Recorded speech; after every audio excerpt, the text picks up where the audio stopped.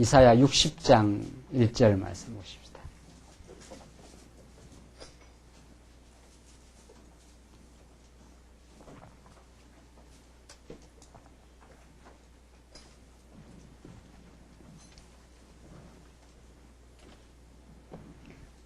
네, 우리 하나님의 말씀 이사야 60장 1절 말씀입니다. 이 차이신 줄 알고 봉독 드리겠습니다.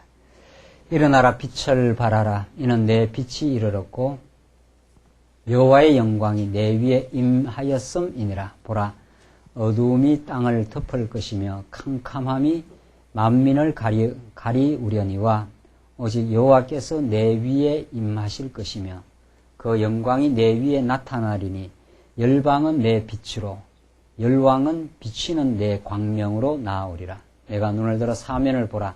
무리가 다 모여 내게로 오느니라. 내 아들들은 원방에서 오겠고 내 딸들은 안기어 올 것이라. 그때 내가 보고 희색을 바라며 내 마음이 놀라고 또 화창하리니 이는 바다의 풍부가 내게로 돌아오며 열방의 재물이 내게로 옴이라.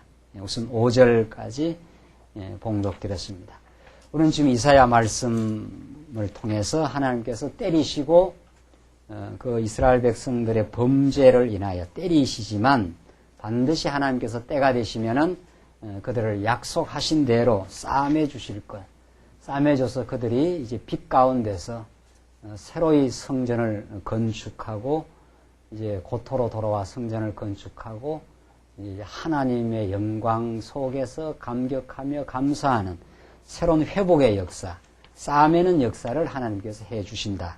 오늘 본문의 말씀은 그런 그 시온의 구원에 대한 언약입니다. 지금 우리가 59장부터 이제 마지막 66장은 돌아와서 유대 백성들이 구원을 얻고 하나님부터 놀라운 위로를 받으며 그 풍요한 하나님의 은혜 가운데서 하나님 옆에 지난날의 모든 죄악들을 용서해 주시고 그저 값없이 그들을 의롭다 해주시고 돌아와서 다시 하나님의 성전을 지어 하나님을 만나고 감격해 하는 그런 회복의 역사를 지금 우리 59장에서 66장 마지막 장까지 우리 확인하고 있는데 우리 지난 시간 59장 내용에서는 이스라엘 백성들의 그 엄청난 죄가 하나님과 이스라엘 백성들을 가로막고 있어서 그들이 하나님 앞에 이제 한번 진노 받았다는 사실.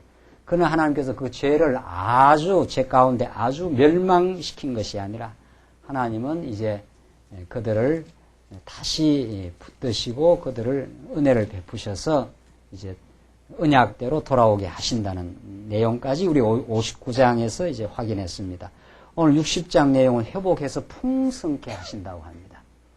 그러니까 죄악 가운데 빠져있던 이스라엘 백성들은 하나님의 풍요를 느끼지 못하고 죄악 가운데서 탐욕에 빠져있기 때문에 늘 그 궁핍한 그 인생길을 갔었는데 그들을 이제 돌아오게 하셔서 얼마나 하나님이 은혜 가운데 풍성한 삶으로 그들을 인도해 주시겠다. 이것이 60장에서 61장입니다. 그러니까 회복해서 풍성케 하심.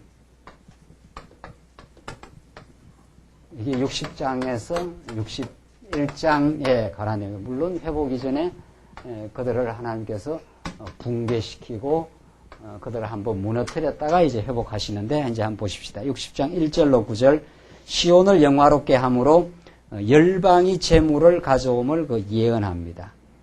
하나님께서 시온, 이 다윗 왕국입니다. 다윗 왕국의 다른 별명입니다. 시온을 영화롭게 해서 열방이 재물을 다 가져올 것을 예언하는데 보십시다. 일어나라 빛을 발하라. 이는 내 빛이 이르렀고 여호와의 영광이 내 위에 임하였음이니라. 여호와의 영광.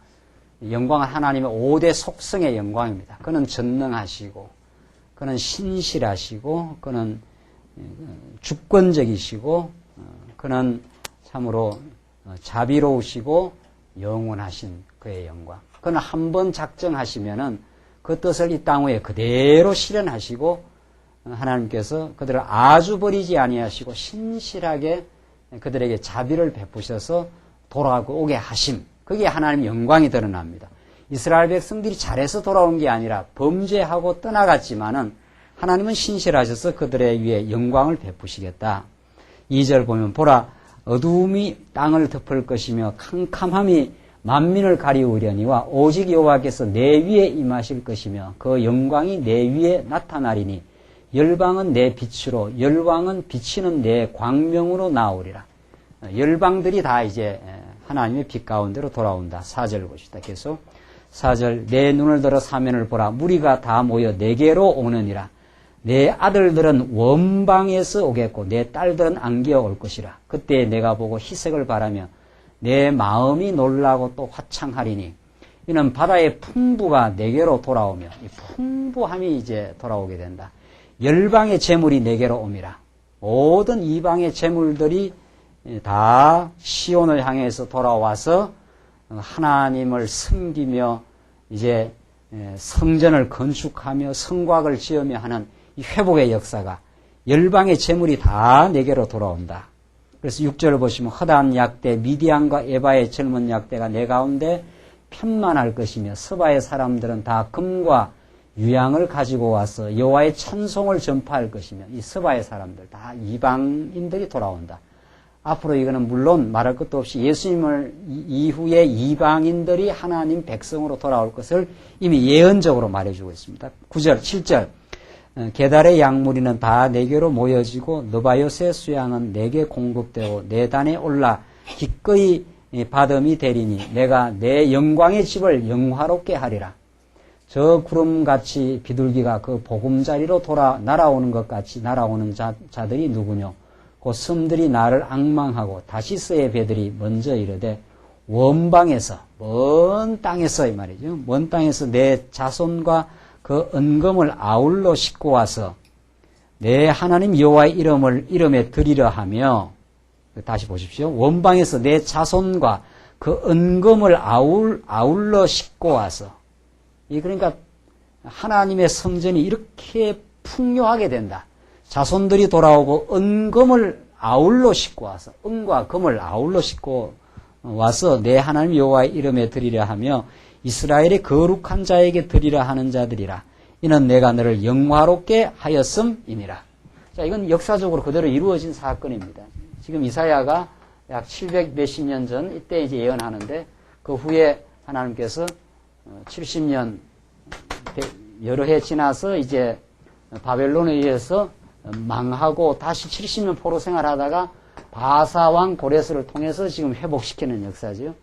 이게 이제 70년이 지나서 그대로 이 역사 가운데 이루어집니다. 이때 다 원방에 만방에 흩어져 있던 백성들을 다 하나님께서 자손들이 돌아오게 하고 돌아올 때 이방의 그 은금들이 다 열방의 재물들 은금들이 다 돌아와서 여기 와서 성전을 찬란한 성전을 지어 회복하고 풍요하게 될 것.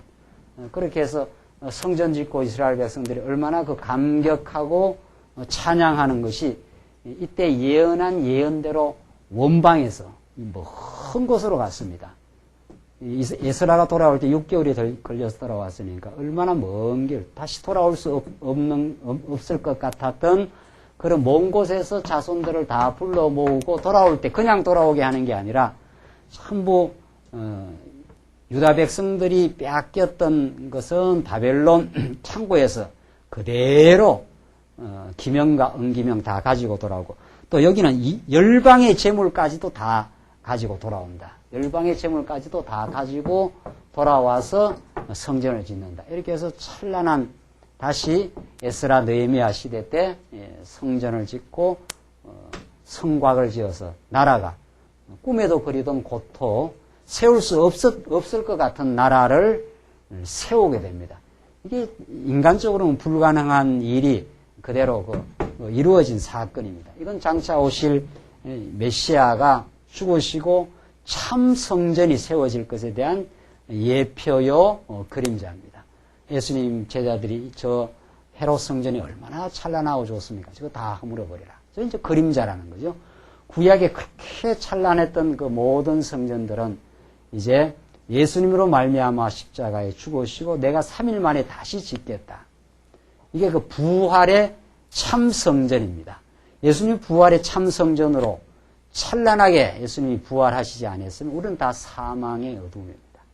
전부 사망 가운데, 죄악 가운데서 빛을 보지 못하고 어둠 가운데 살 수밖에 없는 우리들을 위해서 부활하시고 지금 이제 땅 끝까지 이르러 점점 하나님의 자녀들을 지금 계속 하나님께서 불러 모으시면서 지금 하나님의 거룩한 성전을 이 땅 위에 예수님 죽으시고 부활하셔서 성전의 모퉁이 돌이 되셨다. 이 모퉁이 돌이 가장 요긴한 돌입니다. 이거 빼버리면 성전이 다 이 건물이 무너지는 예수님이 모퉁이 돌이 되셔서 우리들을 기둥으로, 썩가래로, 지붕으로 이렇게 하나하나 지금 불러 세워서 구약에 이 돌아와서 은금을 가지고 돌아오고 열방들이 재물을 가지고 돌아와서 지었던 이 성전보다 더 찬란한 심령의 성전, 하나님 앞에 감사하고 하나님의 인도를 느끼고 우리가 서로서로 의거하고 지어지는 그런 그 성전을 지금 하나님께서 현재 지금 지어가고 계시는 겁니다. 그러니까 구약의 은금이 어디 있냐 지금 그러잖아요. 우리는 지금 뭐 은금도 없는데 구약에는 은금으로 하나님께로 돌아온다고 했던 하나님께서는 신약 시대 때는 우리 지난날에 우리를 지금 인도하고 연단받고 때로는 하나님 없이 방황했던 그 모든 세월들이 성전을 지어가는 전부 밑거름들입니다. 이게 다 우리 하나님께로 돌아올 때 그냥 돌아온 게 아니에요.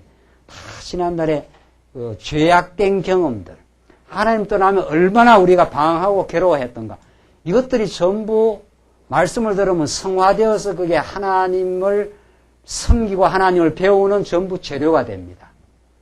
그러니까 우리들에게는 지난날에 어떤 경험도 어떤 고초도 때로는 고난도 하나님 앞으로 오게 하지 아니하는 그런 재료는 없습니다. 그게 아주 찬란한 재료를 가지고 우리 하나님께로 돌아오게 그렇게 해요.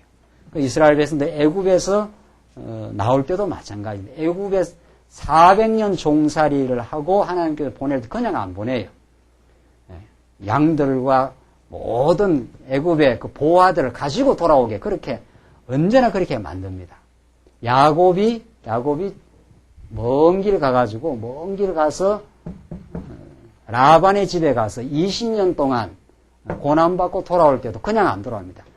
풍성한 양떼를 가지고 돌아오도록 그렇게 되어 있습니다. 그러니까 우리는 하나님 몰랐을 때는 지난날의 삶이 전부 때로는 원망스럽고 그때 안 그랬으면 내가 훨씬 지금 뭐 잘 살 건데라든가 훨씬 더 평안할 게라든가 이런 그 하나님 없으면 원망과 회한의 세월들이 참 많습니다. 그러나 하나님이 작정하신 뜻 가운데 우리를 예수 만나게 하려고 우리가 얼마나 고난 가운데 죄악 가운데 어려운 가운데 방황의 세월이 있습니다. 그것이 하나님께로 가지고 돌아오는 하나님을 만나게 되는 뜨겁게 만나게 되는 하나님의 놀라운 섭리입니다.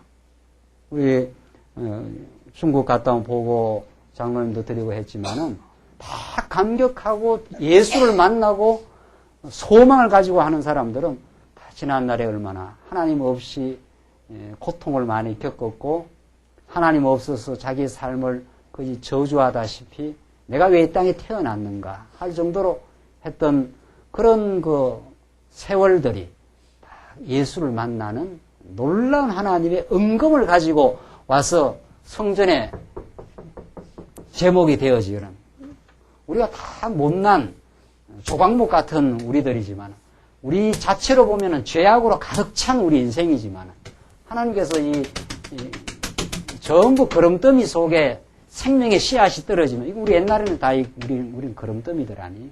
하나님 떠나서 내 멋대로 살고 원망하고 어리석고 내가 이 땅에 태어났느냐 할 정도로 하지만 이 모든 것들이 생명의 씨앗이 떨어지면 부활의 생명의 씨앗이 떨어지면 그것들을 전부 이게 다 흡수해서 이렇게 찬란한 아름다운 열매가 생겨지는 다 밑거름들입니다. 이게 다 불필요한 세월이 하나도 없었다는. 우리가 죄악이 많기 때문에 죄인을 부르신 예수를 만나요. 그래서 그 빛을 만나게 되는. 어두웠기 때문에 빛이 그렇게 고마운 거예요. 그러니까 자기가 의인이라고 생각하는 사람, 자기가 뭔가 잘 살았다고 생각하는 사람은 예수를 만날 이유가 없는 거예요. 오늘 여기 나오는 일어나 빛을 발하라. 이 빛이, 이 생명의 빛은 캄캄했던 세월들, 하나님 떠나서 원망하고 미워하고 갈등했던, 몸부림쳤던 사람들은 예수를 뜨겁게 만나게 되죠. 그 예수 아니면 우리는 살 수가 없습니다. 예수 안에서 우리는 참 열매가 있습니다. 전날의 열매는 없습니다. 전날에. 예수 만나서, 그를 만나고 나니까 내게 주어진 것이 너무도 많습니다. 이렇게 됩니다. 전에는 예수 만나기 전에, 예수의 생명의 씨를 만나기 전에는 전부 결핍되고 부족하고 탓하고 왜 저 사람을 내가 만났느냐, 다 이런 세월들 아닙니까? 그러나 예수 만나고 나면 모든 게 하나님의 작정된 뜻이요. 그 뜻 가운데 예수를 만나 영생의 소망을 얻게 되는 하나님의 계획된 그 섭리라는 것. 열방에서 돌아와요. 원방에서, 먼 나라에서 하나님께서 때가 차면은, 70년이 차면은 이곳으로 돌아오도록 하신다. 이번에 우리, 중국이 어떻게 생겼는가 하면 이렇게 생겼어요. 우리나라가 이렇게 있고, 이렇게 돼 있잖아요. 이렇게. 여기가 대련입니다. 여기가 대련입니다. 여기가 산동반도. 여기가 북경, 대련. 이번에 갔다 온 데가 이렇게 해서 대련. 여기 올라가면 여기가 신우주 앞에 단동입니다. 단동. 여기가 대련, 여기가 북경. 이렇게 지금 세 군데를 갔다 왔는데 사실 여기서 만난 사람들, 이 사람들이 원래 여기 산 사람들이 아니에요. 우리 권사님도 기도했지만 우리가 계획한 일이 아니거든요. 이 사람들이 전부 이 여위에 살고 있는 사람입니다. 우리 이 만주 땅, 여기가 흑룡강성, 여기가 뭐 길림성 뭐 이런 곳입니다. 이 동북 삼성이라고 하는 요령성 뭐 이렇게 해서 이곳이 이제 동북 삼성이라고 하는, 여기에 전부 일제시대 때 여기 다 도저히 살 수가 없어가지고 이게 흩어져 살던 사람들입니다. 그래, 흑룡강 들어봤습니까? 이름도. 나는 이 흑룡강 이름이 제일 기억이 잘 나더라고요. 여기가 뭐라 그러죠? 길림성, 여기가 요령성, 이렇습니다. 여기에 다 흩어져 살았던 사람들입니다. 그리고 여기서 이제 조선족이라 해서 조선족 자치국을 하나 형성한 거죠. 그리고 중국은, 이 광대한 이 중국은 여러 그 민족들, 소수 민족들인데 여기에 다 흩어져 살았어요. 이 사람들이 여기 살다가 이제 중국 각지로 지금 흩어지고 있는데, 중국 각지로 살 길을 찾아가지고 여기서 흩어진 사람들이 여기에 단동, 대련, 북경 이렇게 지금 흩어진 거예요. 이 사람들을 어떻게 이렇게 우리가 만날 수 있느냐 말이죠. 구약시대 때 70년 포로 생활하면서 원방에 먼 곳에 다 흩어져서 이렇게 살았던 사람. 이 사람들, 그 자손들을 은금을 가지고 다 돌아오게 하신 하나님이라. 이 사람들이 다 흩어져 있다가 하나님께서 말씀운동을 20여 년 전 한국 땅에 일으켜가지고, 그렇잖아요? 김 목사도 그때 말씀을 듣고, 그 후에 광야교회가 탄생하고, 그 후에 인터넷이 발명이 되었고, 15년 전에 인터넷 없었잖아요. 광야교회 처음 시작할 때 인터넷 없었어요. 세월이 지나서 인터넷이 정확하게 여기에 만들어지게 하고, 그리고 여기에 흩어져 있던 사람들 하나님께서 대련으로 가라. 여기에 어디로 가라. 여기 대련 단동으로 가고, 여기 천진이 여기입니다. 천진 북경으로 가라. 이렇게 해서 정확하게 이쪽으로 하나님께서 보내가지고 한국의 상황과 중국에 여기 흩어져 있던 성도들이 미리미리 다 포진하도록 이렇게 딱 계획해놓고 정확하게 이렇게 보냅니다.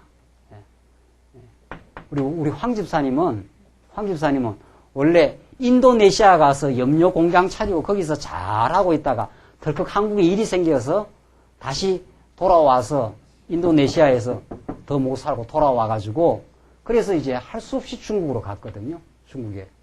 그러니까 만약에 인도네시아 일이 잘 됐으면은 천진 모임이 형성됩니까? 안 됩니까? 안 되죠. 집사님 가정 여기 안 가 있는데 이 주변에 어떻게 말씀 들을 사람을 접촉할 수 있느냐 말이죠. 그러니까 인도네시아 가서 인도네시아 일이 다 망해가지고 다시 한국으로 돌아온 것이 복이 돼가지고 어디로 갔습니까?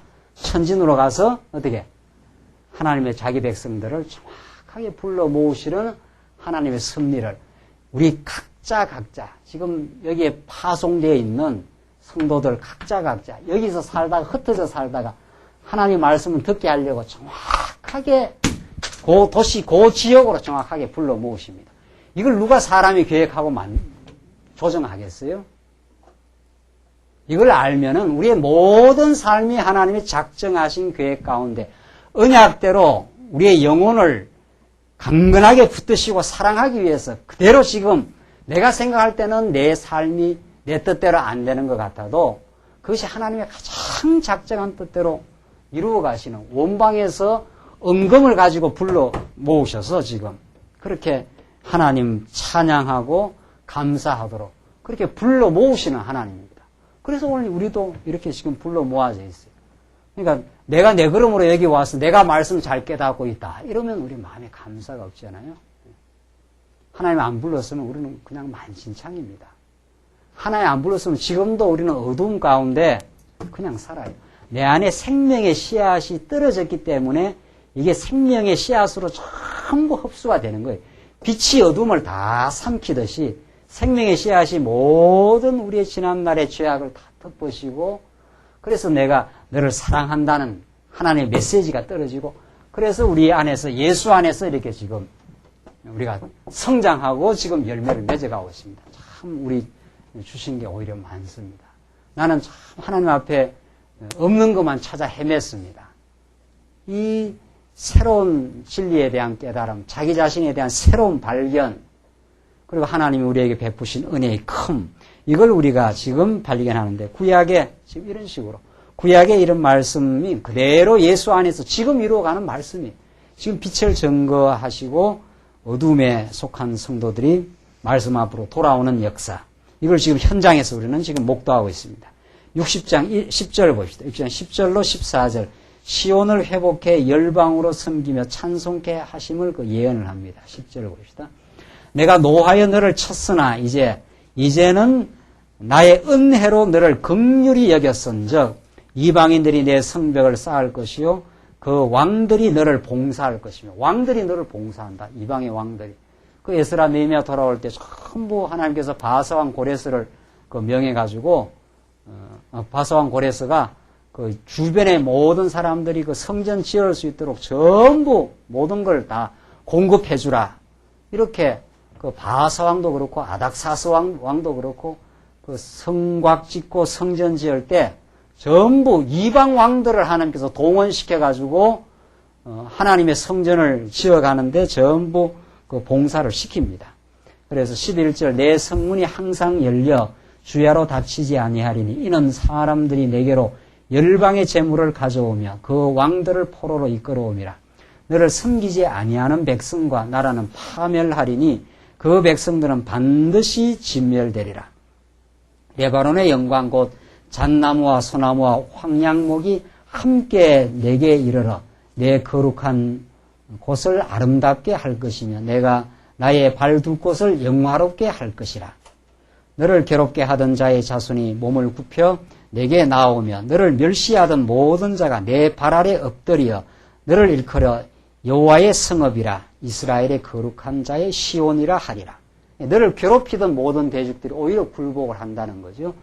사단 권세가 우리를 다 신약시대 때는 예수님이 아니면 우리는 다 사단 권세 아래 어두움 가운데 헤매는 백성들, 그런 우리들을 예수 안에서 우리가 서게 하시고 오히려 우리는 이제 세속주의, 이제 유대주의, 오히려 적그리스도를 이렇게 장악하는, 이렇게 오히려 지배하는, 내 마음에 감사를 잃어버리지 아니하는 사도 바울의 표현대로 말하면 이게 다 풍요의 모습인데 풍요한 삶이 이루어질 것을 말하는, 내가 징계를 받는 자 같으나 오히려 살고, 바울이 표현이 그렇지 않습니까? 근심하는 자 같으나 항상 기뻐하고, 내가 가난한 자 같으나 많은 사람을 부요하게 하고, 우리는 그 가난한 자가 아니, 오늘 나오는 이 풍요한 레바논의 영광, 잣나무, 소나무, 황양목이 막 돌아와가지고, 솔로몬 시대도 그러지 않았어요? 레바논의 모든 그 하나님 준비해 놓은 그 제목들이 성전을 짓게 될 때는 오랜 세월 연단을 거쳐가지고 돌아와서 솔로몬 성전을 지은 것처럼 열방의 재물들을 하나님께서 불러오게 하고 불러와서 하나님의 거룩한 성전을 하나님께서 구약에 짓게 하는 것처럼 우리는 예수 안에 주어진 풍요한 은혜, 예수로 말미암아 우리는 하나님의 백성이 된 그런 그 성전을 지금 지어가는 하나님의 백성이 됩니다. 우리는 가난하지 않아요. 정말 이번에 감격스러운 건 그 듣는 성도가 말이죠. 자기가 이제 가난하지 않다는 거예요. 자기는 가난해서 남의 집에 가서 정말 가정부 노릇을 하면서 그렇게 살고 있지만은 자기는 가난한 사람이 아니라 자기는 이제 부유한 사람이라. 그게 사도 바울의 그 고백과 감격은 사도 바울에게만 있는 게 아닙니다. 사도 바울은 많이 쫓겨다니고 정말 그 가지고 있었던 모든 그 바리새인 그 기득권을 다 잃어버리고 정말 가난하게 쫓겨다니고 이리저리 피신해 다니고 성도님들의 그 지원에 의해서 그저 여기저기 참 신세를 지는 그런 처량한 신세로 보이지만 바울은 그렇게 처량하지 않습니다. 내가 가난한 자 같으나 내가 많은 사람을 그 부유하게 하는 자라. 그게 정말 복음을 가지고 복음을 누리고 있는 그 사람의 특권이요 그 영광입니다. 이게 우리 광야교회가 나아갈 방거죠. 한 사람이 와서 막 굉장한 여기에 뭐가 이루어지는 게 이 교회의 성장이 아니라는 거죠. 우리의 속 사람이 정말 모여진 한 영혼들이 예수를 만나가지고 새로운 빛을 발견하고 삶의 의미를 찾고 지난날의 모든 삶들이 무의미하지 않았다. 지난날의 모든 어리석음들을 나는 깨닫고 예수를 발견했다. 그가 나를 구원해 내시고 지난날의 고통도 예수를 깨러 오는 의미 있는 삶이었다라고 깨닫는 감사와 만족, 이게 우리로 하여금 아름다운 열매를 맺어갑니다. 이제 나는 부러울 것이 없는 인생이 됐다. 지금 그 말 아닙니까? 이 바울이 나는 예수를 가졌기 때문에 모든 것을 가진 자라. 이런 그 풍요한 삶이 지금 오늘 본문이 나오는 이스라엘 백성들이 이루어지는 일입니다. 하나님이 노하여 쳤으나 이제 나의 은혜로 너를 긍휼히 여길 것이라. 하나님께서 우리를 죄악을 깨닫기 위해서 때리고 때로는 낮추시고 때로는 고난도 주시고 하십니다. 그러나 그것은 우리를 망가뜨리게 하는 게 아니라 나를 낮추어서 하나님의 은혜만을 만족하고 그 하나님의 능력으로 내가 살았다는 걸 깨닫게 하기 위해서 우리는 하나님께서 우리를 낮추기도 하고 정말 우리의 힘으로 안 되는 일을 경험도 시키는 거죠. 15절 보십시다. 15절로 60장 15절로 22절은 예루살렘이 풍요롭고 영광스럽게 회복될 것을 예언합니다. 얼마나 풍요로워지는가 한번 보십시오. 전에는 내가 버림을 입으며 미움을 당하였으므로 내게로 지나는 자가 없었으나 이거 버림받고 미움을 당했기 때문에 완전히 그 고독하고 처량한 신세가 되어버렸다는 거죠.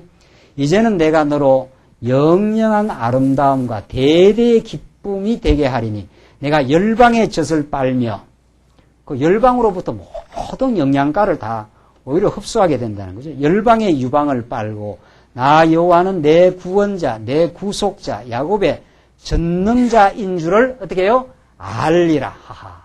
우리 하나님이 우리를 살게 했습니다. 전날에는 우리가 잘 몰라서 얼마나 이방도 의지하고 우상 숭배도 하고 우리가 하나님 몰랐는데 무너졌다가 세워지니까 우리 하나님 우리의 구속자입니다. 당신이 전능자라서 역사를 주관하시고 바사왕 고레스의 마음을 감동해가지고 우리를 이 꿈에 그리던 고토로 돌아가게 하신 전능자입니다. 우리가 그걸 이제 한번 바닥을 치고 무너지고 세움을 얻게 되면은 우리가 깨닫게 되는 역사입니다. 그래서 하나님께서 우리를 평탄케만 늘 인도하는 건 아닙니다.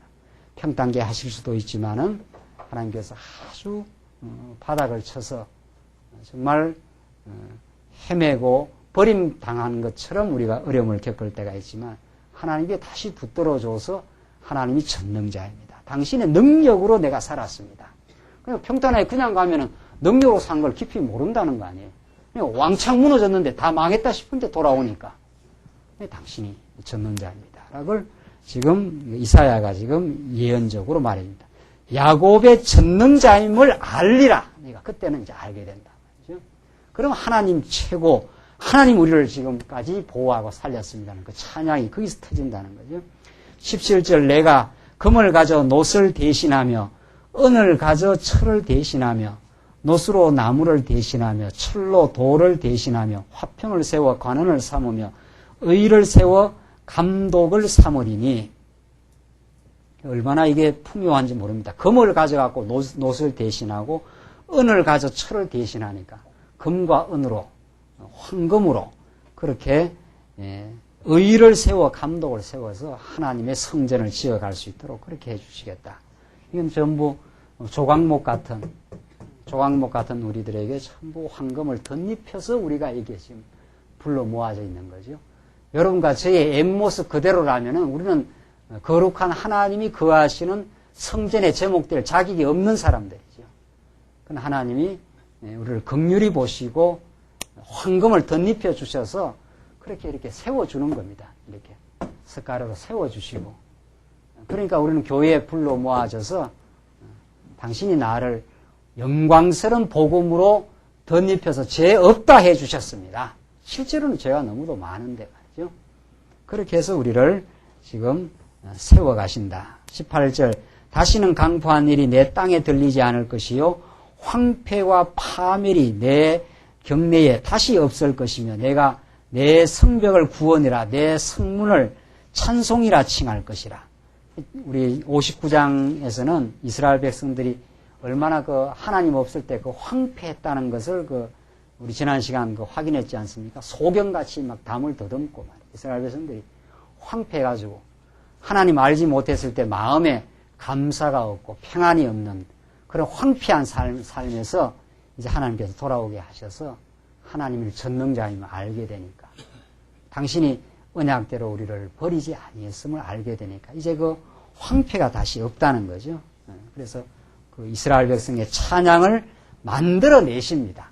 그러니까 우리가 찬양을 하는 게 아니라 찬양을 만들어내기 위해서 이 70년 무너지고 세워지는 이 과정을 꼭 겪게 하셔서 이래서 찬양을 만들어내시는 하나님. 그러니까 우리에게 기도하게 하시고 이 어려운 가운데 넣어가지고 기도하게 하시고 찬양을 만드시는 하나님. 그리고 시편은 1편부터 2편까지가 언약시고 3편부터 89편까지가 강구시고 90편부터 150편까지가 이게 찬양시 아닙니까? 이게 시편의 이게 구조인데 이게 하나님이 우리 인생을 인도해 가시는 전체 섭리를 시편 이 구조를 통해서 보여줍니다. 하나님이 우리를 복된 인생으로 만들었다. 하나님께서 시편 1편, 2편에서 하나님께서 너를 복된 인생으로 하나님께서 복을 주어 복된 인생으로 만들고 땅끝까지 하나님의 복이 편만될 것이라고 시편의 약속이 시편 1, 2편. 그러나 그 언약이 이루어져 가는 과정이 다윗으로 하여금 주로 이제 시편에 다윗이 많이 있었으니까 하나님께서 다윗을 유다 지파에서 왕이 되게 하시고 그렇게 해주겠다는 언약이 있지 않아요? 그러나 그 언약이 그대로 이렇게 이루어지는 게 아니라는 거예요. 언제나 우리는 이 그림이 언제나 하나님 섭리하시는 거 아닙니까? 다윗을 그렇게 하나님께서 약속대로 불러서 그냥 영광스러운 왕으로 세워버리면 될 건데 그러면 다윗에게 찬양이 없어요. 그러면 다윗에게 기도가 없어요. 이 찬양과 기도. 이걸 만들어내려면은 언약하신 하나님께서 한번 다윗을 기가 막힐 웅덩이에다가 집어넣어가지고 여호와 하나님을 기다리고 기다렸더니 당신이 이제 더 이상 숨어 계시지 마시고 내게 나타나시옵소서. 당신의 손이 나타나지 않으면 나는 멸망입니다. 황폐입니다. 죄악의 웅덩이에서 살 수밖에 없습니다. 당신이 나를 붙들어 주시옵소서. 간절하게 하나님을 찾는 기도. 이게 강구십니다. 우리가 강구하게 하려면은 여기 한번 집어넣어야 돼요. 그냥 이렇게 살면 강구를 안 한다는 거 아니에요. 그렇죠? 그러니까 목타게 하는 사슴이 목마르게 하는 세월이 있습니다. 간절하게 목말라 하는 영혼들에게 말씀이 떨어지면 그게 이제 해갈이 되는 거죠. 우리는 지금 너무 풍요한 데에 있는지 몰라요, 지금. 그래서 지금 덜 목마른지 모릅니다. 지금 목타는 영혼들이 우리 주변에는 많아요. 그러니까 하나님께서 목마르게 하시고 기도하게 했다가 하나님께서 다시 다윗을 회복시키잖아요. 3차에 걸친 그 시련을 거쳐가지고 다윗을 유다 광야에서 얼마나 그 방황하게 하는지 모릅니다. 정말 목숨을 부지하려고 침을 흘려 있는 그 미친 척 해야 되는 그런 다윗의 참담한 세월들 말이죠. 그 속에서 하나님을 간절하게 만나고 붙들기를 소원하고 하나님이 등장해 주기를 바라고 그래서 기다리고 기다렸더니 이 기도를 그렇게 하잖아요. 기다림의 세월이 있어요. 그러고 나서 하나님께서 다시 다윗을 회복시켜가지고 왕에 등극하게 하잖아요. 처음에 다윗이 골리앗을 때려 눕히고 말이죠. 성성장구했으면 저 간절한 이 아름다운 이 하나님 앞에 매달리는 이 기도가 안 나옵니다. 그런 긴 세월의 기도가 있었기 때문에 그 찬양이 아주 풍요하잖아요. 나를 지키신 하나님, 나의 반석이 되신 하나님, 나의 피난처가 되신 하나님, 그게 다 찬양이거든요. 난리가 나서 그냥 사울에게 쫓겨나가지고 피난의 세월이 있었기 때문에 그 속에서 보호를 받았기 때문에 나의 피난처 되신 여호와 하나님.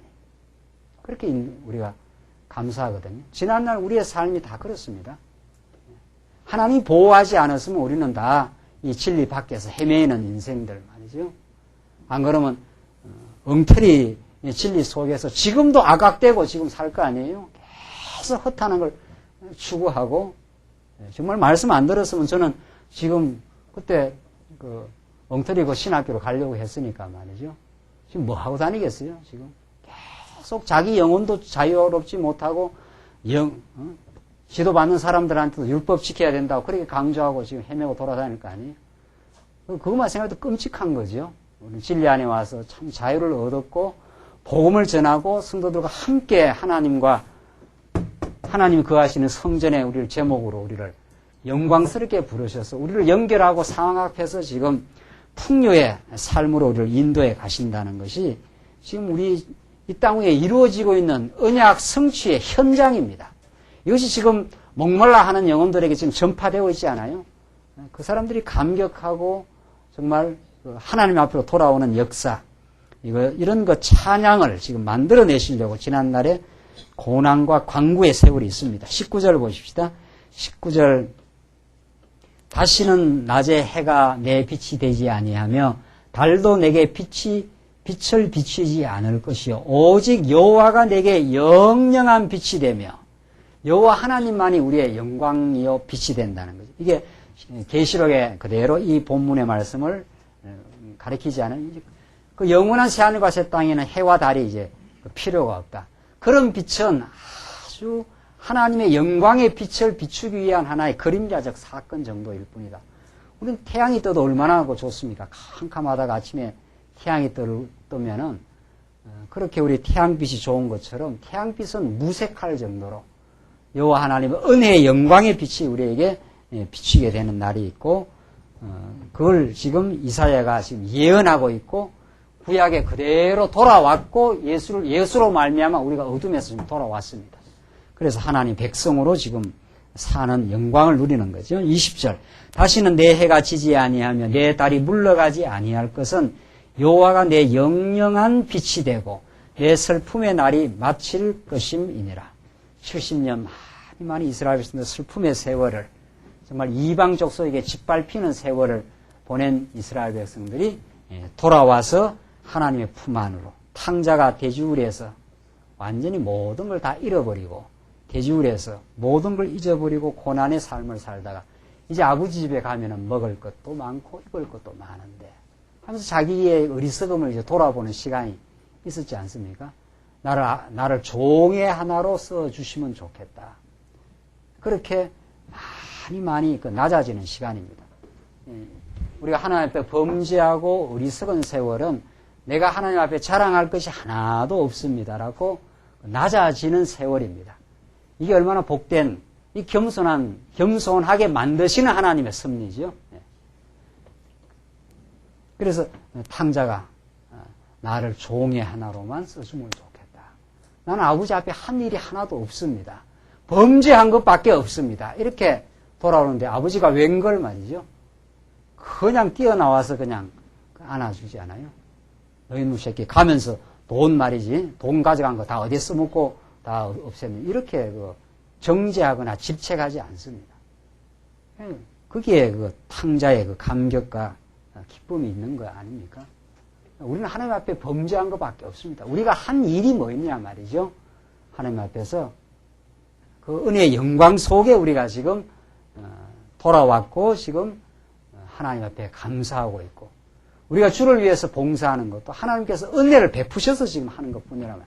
그러니까 우리는 지금 은혜의 영광 속에 지금 그 감격 속에 살 수밖에 없는 존재로 하나님께서 우리를 만드시겠다. 그래서 21절 내 백성이 다 의롭게 되어 영영히 땅을 차지하리니 다시 돌아와서 고토를 차지했지 않았어요? 이 예언입니다. 전부 이때 예언하는 거니까 돌아와서 땅을 차지한다 한 대로 돌아온 거죠. 우리는 예수 안에 천국의 땅을 우리 마음속에 이루시고 영원한 천국을 하나님께서 이루어 주실 것에 대한 예언입니다. 다 이루어 성취될 내용들이죠. 그들은 나의 심은 가지요. 그들은 나의 심은 가지요. 하나님이 빼서 심은 가지이기 때문에 하나님이 열매를 맺게 하신다. 나의 손으로 만든 것으로서 나의 영광을 나타내실 것인즉 그 작은 자가 천을 이루겠고 그 약한 자가 강국을 이룰 것이라. 때가 되면 나 여호와가 속히 이루리라. 그 약한 자가 강국을 이룬다. 아주 약해 보이는데 이 나라가 바벨론이라는 나라, 바사라는 나라가 이 시대를 지배하는 패권자 나라들인데 여기에서 어떻게 살아나올 수 있느냐는 거죠. 그러나 약하게 보이는 나라를 하나님께서 돌아오게 하셔서 정말 이 나라가 아주 망하지 않는 나라라는 것을 하나님께서 보여주신 하나님은 지금 예수 그리스도를 통해서 겨자씨같이 이 땅에 보이지 않는 방식으로 약하게 보이지만은 언제나 살아있는 생명력이 진리 안의 생명력이 우리를 인도하시고 하나님께서 우리의 생명을 보호하시고 이 척박한 이 광야 같은 세상 속에 우리 마음속에 감사를 만드시고 찬양을 만들어 주세요. 이건 세상이 만들어낼 수 없는 겁니다. 그래서 우리는 정말 세상이 가질 수 없는 부여를 가지고 있다. 우리는 하루 먹을 거, 하루 입을 거 있으면 참 감사합니다. 하나님 오늘까지도 보호하시고 우리를 인도해 주셨습니다. 우리는 예수 안에 이렇게 하나님의 자녀로 설 수 있습니다. 이 세상이 흉내도 못 내고 세상이 만들어낼 수 없는 겁니다. 이 그럼 덩어리 이걸로는 생명이 안 나옵니다. 이건 푹푹 썩어요. 이 속에는 감사, 찬양, 기쁨, 오래 참음 그런 게 없어요. 여기는 미움과 시기와 질투, 원망, 경쟁 이게 과거의 그 우리의 어두움의 그 삶들입니다. 이곳에 놀랍게도 이 생명의 씨앗, 부활의 생명이 씨앗이 떨어지면은 이 모든 걸 흡수해버려요. 모든 걸. 여기서 이렇게 생명이 쭉쭉 뻗어나온 거예요. 여기에 이제 감사, 찬양, 범사 하나님 인정, 이게 생겨요. 여기서 과거에 우리는 감사하지 않아요. 감사하지 않아요. 지금 우리가 하나님 앞에 돌아온 거죠. 약한 자처럼 보였지만은 이 풍요한 감사함을 누리는 강국이 된 거죠. 그 세상이 강한 것 같아도 세상은 참 약한 겁니다. 언젠가는 무너져 버리고 그 토대가 약하고 뿌리 뽑힌 전부 삶들을 사는 게 예수 없는 삶 말이죠. 예수 없는 삶. 천하 모든 걸 가지고 있는 것 같아도 마음의 평화와 감사가 없는 나라, 그 삶이 뭐가 강하냐는 거죠. 그러나 우리를 새롭게 살게 하시려고 예수 그리스도를 이 땅에 보내주셔서 고초를 받게 하시고 십자가에 죽어서 우리의 모든 죄를 다 사하시고 살아나셔요. 그 부활의 생명이 우리로 하여금 이렇게 지금 강국을 만들어간다. 강한 믿음의 삶을 하나님이 이대로 줬습니다. 당신이 지금 살게 하셨습니다. 당신이 나를 가난하게 살게 하시면 가난하게 사는 게 하나님의 뜻입니다. 그게 하나님의 전능하신 능력이 드러나고 있습니다. 부유하게 살게 하시면 부유하게 살게 하는 하나님의 능력이 드러납니다. 이게 진짜 강한 사람이에요. 내 뜻대로 안 됩니다. 성도님, 여러분과 저의 뜻대로 되면 이렇게 살겠어요? 우리가? 지금 내 마음대로 내가 원하는 모든 일을 이루고 살지 않겠어요? 그러나 허탄한 우리 정말 욕망의 포로로 살던 우리 인생을 지금 하나님께서 우리를 낮출 대로 낮추었어요. 많이 낮추어요. 내 뜻대로 안 되게 하고 이것도 무너지게 하고 그래서 여기에 낮추었지 않았어요? 아하, 우리 하나님 앞에 참 내 뜻대로 안 되는 것이 내가 지난날 이렇게 해서 그 길에 막혔던 것이 하나님이 가장 아름다운 길로 인도된 하나님의 뜻입니다. 그건 뭐 여러분과 저의 삶 속에 우리 지체들의 고백 속에 너무도 많이 느껴요. 그때 그 망하지 않았으면 우리가 이 말씀 운동 안으로 오겠느냐 말이죠. 안 온다는 거 아니에요. 그때 다리에 질병이 생겨서 한번 거꾸로 졌었기 때문에 우리가 예수 앞으로 돌아왔고, 그때 그 사업이 망했기 때문에 우리가 이 코스로 인도되어 왔다는 거예요.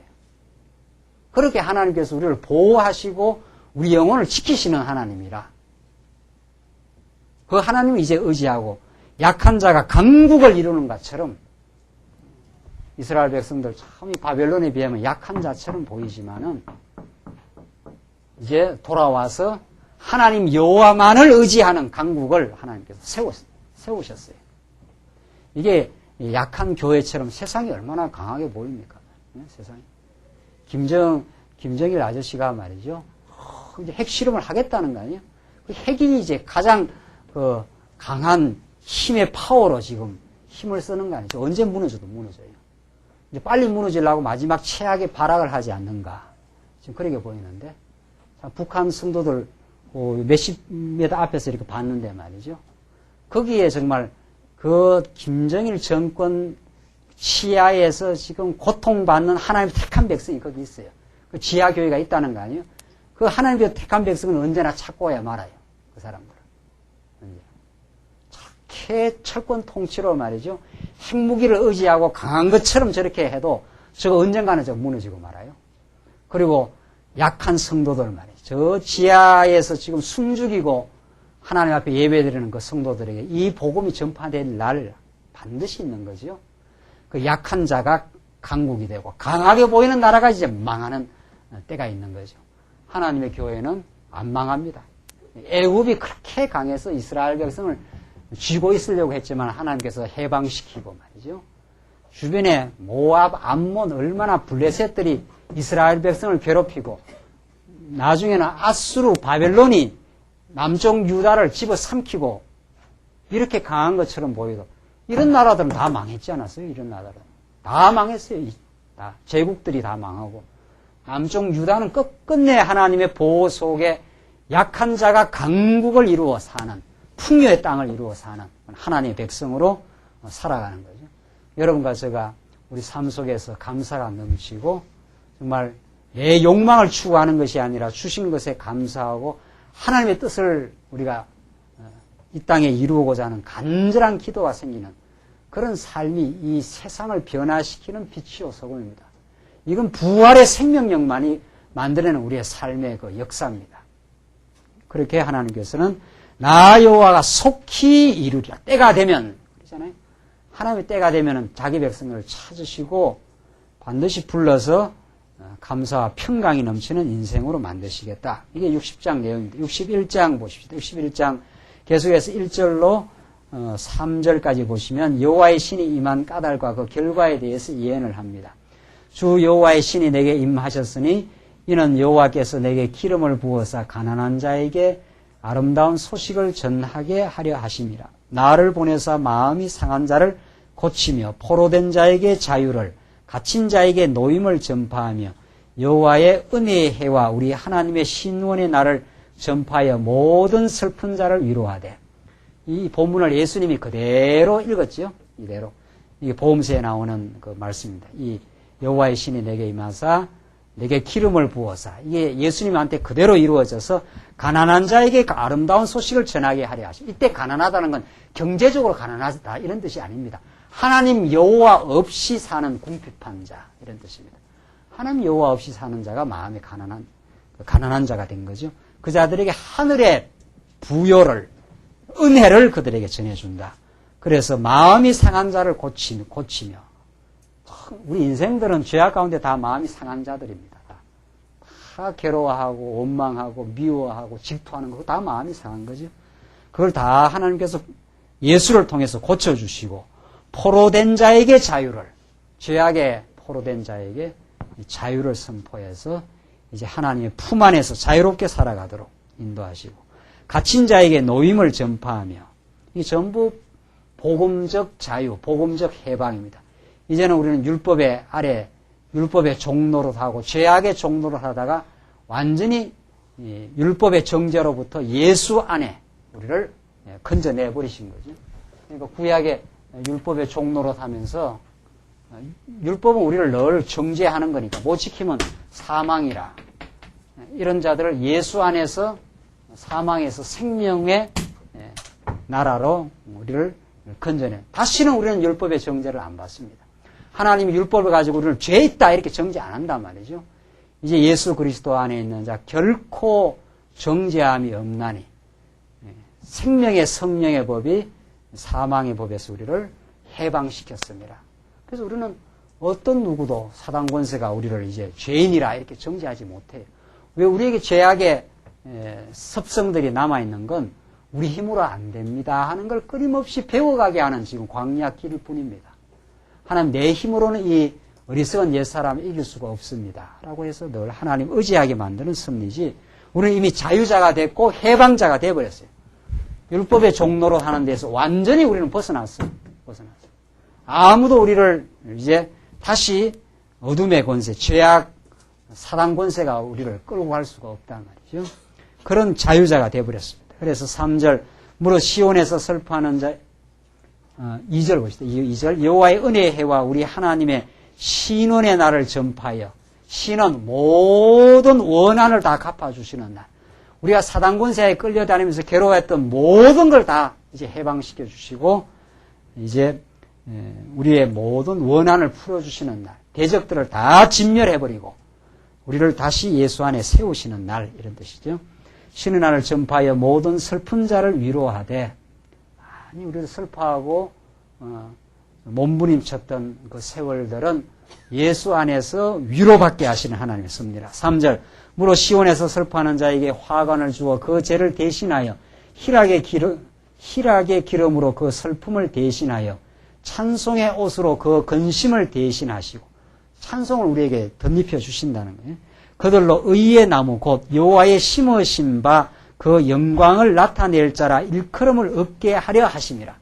이게 바로 여호와의 심으신 자, 여호와께서 그리스도를 보내어서 생명의 씨앗을 우리에게 떨구어 가지고 우리를 점점 이렇게 키워요.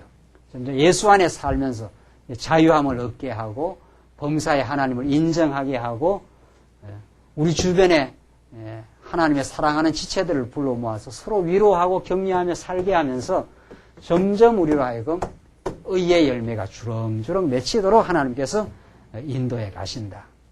그래서 우리가 전날에 하나님의 풍성한 은혜를 많이 받았기 때문에 이제는 자유함을 얻었기 때문에 우리 주변에 자유함을 받아야 될 영혼들, 진리를 말씀을 듣고 그들도 해갈받고 하늘의 양식을 먹어야 될 영혼들이 우리 주변에 자꾸 눈에 밟히고 그들이 눈에 들어왔을 때 우리는 즐거이 주 앞에 수고하고 우리가 헌신하고 그들과 함께 우리가 함께 진리를 나누길 소원하는 그런 복된 인생의 길, 그런 열매를 맺어가는 삶으로 만드신다. 그게 여호와가 심기신 나무라 그랬어요. 이 심기신 나무가 시냇가에 정말 물가에 심겨진 나무가 시절을 쫓아 열매를 맺듯이 하나님께서 우리로 하여금 그런 아름답고 복된 열매를 점점 맺게 해주실 하나님의 약속 성취를 지금 이사야서는 우리에게 예언해 주고 있습니다. 이 예언 구약에서 그대로 이루어졌고 예수 안에서 풍성히 우리 안에 이루어지게 하시려고 그 약속을 하나님께서는 이루시고 지금도 살아계셔서 이루어내시는 여호와 하나님이십니다. 그 하나님 범사에 인정하시면서 이제 전날의 어리석은 삶이 아니라 정말 지혜로운 삶으로 정말 범사에 감사하는 인생 되시기 바랍니다. 기도하십시다.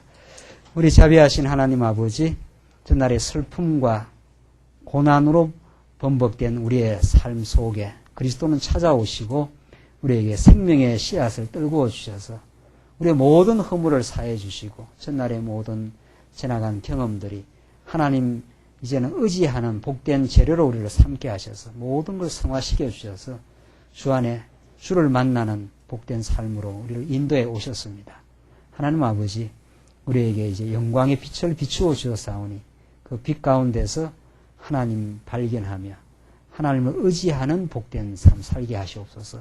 우리 주변에 진리를 사모하는 영혼들 많이 있습니다. 주께서 우리들을 그 복음의 일에 같이 협력하고 동참케 하셔서 이 복음 함께 나누어 누리는 복된 인생의 길을 가게 하시옵소서.